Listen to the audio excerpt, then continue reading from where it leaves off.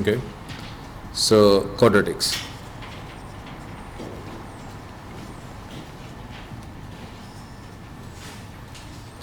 Right. So first of all, we will understand quadratic expressions.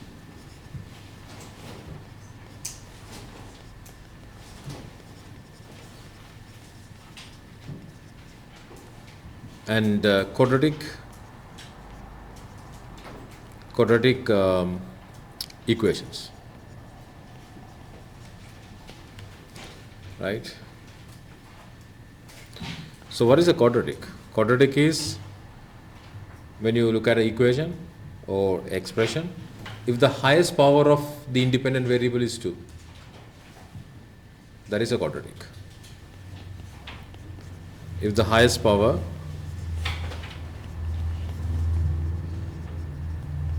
is 2, if the highest power is 2, example, x squared is a quadratic. Highest power of x is 2. Then x squared plus 3 is a quadratic. Then x squared plus 3x is a quadratic because the highest power is 2. Next power is 1, see? But highest power is 2 of that expression. Next one, x2 plus 3x plus 1, see? Again quadratic. Should be very clear. Okay, so this is a quadratic expression now, right? So quadratic equation, see, it's an equation. I'm using the same expression. Next one, see, quadratic equation. See, equal to y.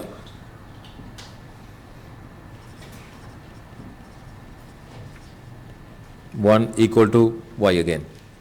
Equations. So in this side, you can have another expression. So 5 is considered to be an expression, 0 expression. So there you have an expression here, right? So what is the equation? Equation is the equality of two expressions, right? So two expressions. So this is just expression.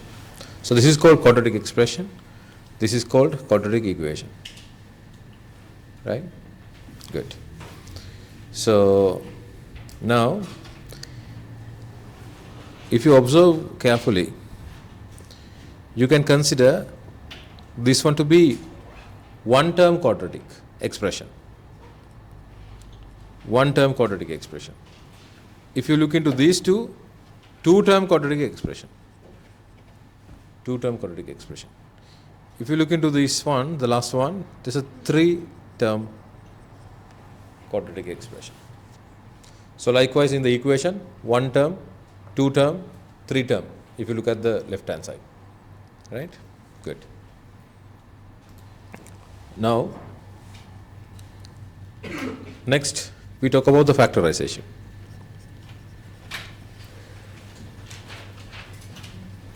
Next we talk about the factorization. So if you think about the factorizations, mainly we are looking into two things. First thing would be, you try to take the common things out. You try to take common things out, right? Try to take common things out. Next one would be simplify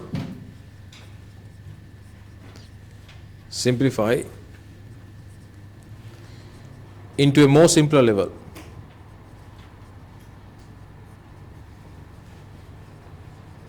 Simplify into a more simpler level. Correct? So this is all about factorization. Example,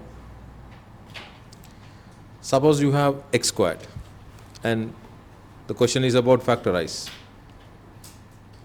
X squared, factorize x squared. Do you have any common things to take out? Do you have anything to simplify? No. So this is sort of a stupid question. There is nothing to do with it. However, if you get a question like this, x squared plus 3 factorize. X squared plus 3 factorize. If you really look into it from the surface, there is nothing to take out. There is no way to simplify into a more simple level.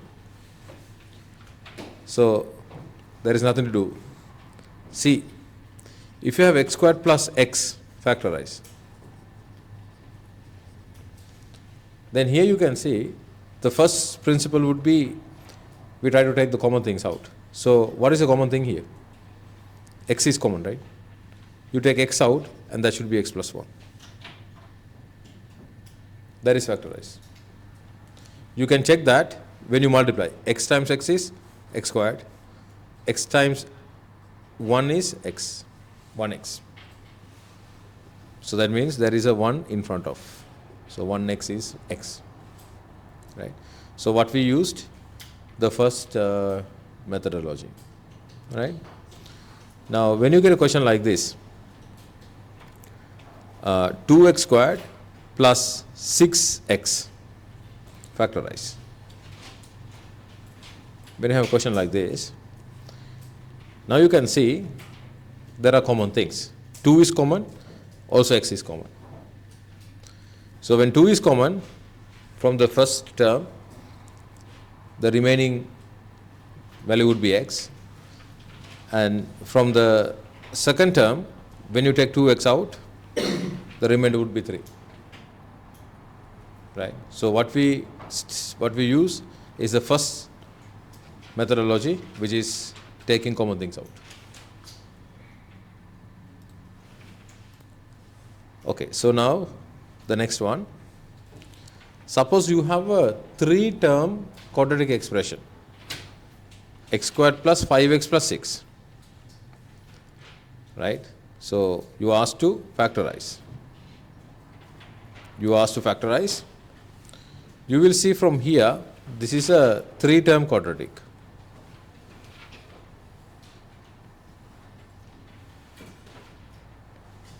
It's a 3-term quadratic. So if you check for common terms, there are no common terms. If you look into these two, x is common. But if you look into the third term, nothing is common. Right? So when you are trying to take common things out, you have to take common things out from the entire thing. Some people try to do this. Let me show that to you. Some people try to do, you take x out from the first two, then it's going to be x plus 5, and then you write 6 after. Mathematically this is right, but you are not taking x out from the entire expression. Mathematically right, but that is not completely factorization.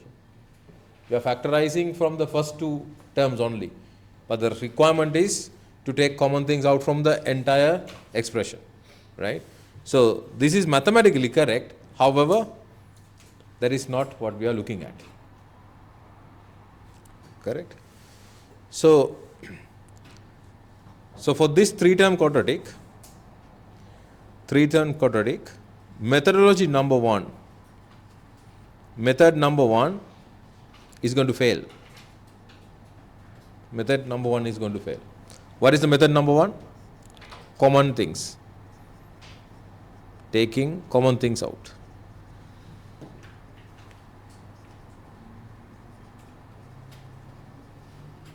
Taking common things out. Right? So if the first methodology is going to fail, then you should look into the second methodology. Method number 2. Method number 2 is simplify into a simpler level, right? So that means simplify. Simplify into a more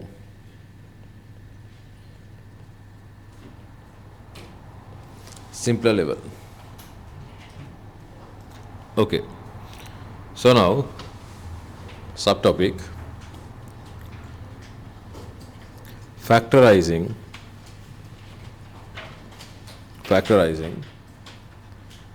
3-term quadratic expression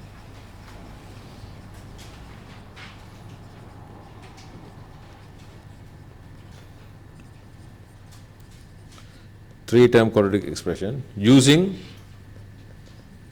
method number 2.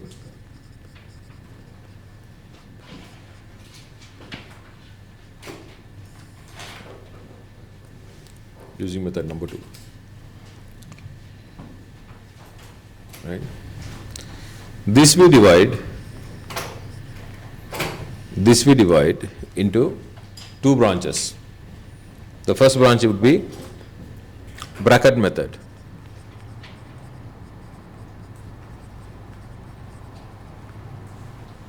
The second branch would be completing the square method.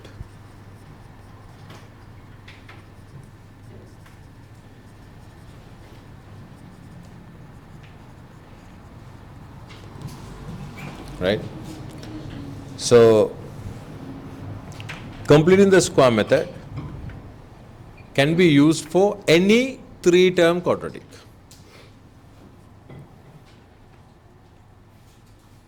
Can be used for any 3-term quadratic. Bracket method only for specific quadratics.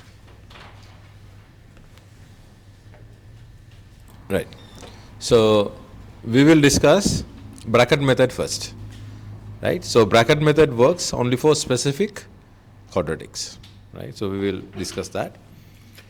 Subtopic bracket method.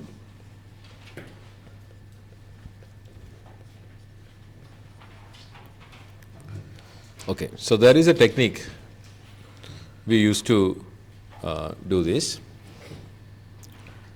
Now look into this. I'm going to get an example: x squared plus 5x plus 6. The methodology would be this. So you are going to look at your coefficients. So 1 plus 1 is the coefficient of x squared. Plus 5 is the coefficient of x. Then plus 6 is a constant. What is the methodology? You are going to multiply the coefficient of x squared and the constant. You are going to multiply. That is the first step. First step is plus 1 multiply with plus 6. And that is going to be plus 6. Right? Second step would be you try to find all possible multiples for plus 6. So that would be plus 3 multiplied by plus 2. Then the next one can be minus 3 multiplied with minus 2. Then the next one can be plus 6 multiplied with plus 1. The last bit can be minus 6 multiplied with minus 1. Right? All the possibilities you are going to organize. Then what you do, listen to me carefully, then what you do, I'm going to add whatever we obtained here. So 3 plus 2, 5. And I'm going to add this guy. That would be minus 3 minus 2, minus 5. Then I'm going to add these two. 6 plus 1, 7. Then I'm going to look into this. Minus 6 minus 1, minus 7. What I'm going to do is I'm going to add. I'm going to add. Then, finally what we do, we are looking into the middle term. That is the term we didn't use yet, this middle term. The first term, which is the coefficient of x squared, and the constant we used to get this guy. This is the value we didn't use. So we are going to match that value with whatever we have obtained here. So the matching we found here. The matching we found here. Right? So once you find the matching, you are going to use these two values to make 5. So that means, third step, you found the matching, this is the matching. What you are going to write, x squared, plus 5, you are going to write plus 3 x and plus 2x. So what you did was, this is your 5x, right? How did you get it? From these two. Okay, it is very clear. Now what you do, usual factorization. Now factorize. So you factorize in this way. Firstly, okay, let me write it down. Let me copy this one. Now the methodology would be, you are going to choose these two terms first, after you are going to choose the other two. So if you look into the first two terms, what is common? X is common. When you take x out, the remainder would be x plus 3. Agree? In the second term, what is common? Plus 2 is common. When you take plus 2, remainder is x plus 3. Correct? Then what I am going to do, this is a technique, then what I am going to do, I am going to consider this whole thing. If you consider this whole thing, what is common? The bracket is common, right? X plus 3 bracket itself common if you think about the whole thing. So you take x plus 3 out. When you take x plus 3 out, the remaining value would be x, so you copy that here. And then plus 2, you copy this one here. So that would be the answer. So this is the complete methodology to use the bracket method, right? So finally, what we got was x squared plus 5x plus 6. We wrote this one to be x plus 3, x plus 2. So this is the complete journey to use the bracket method.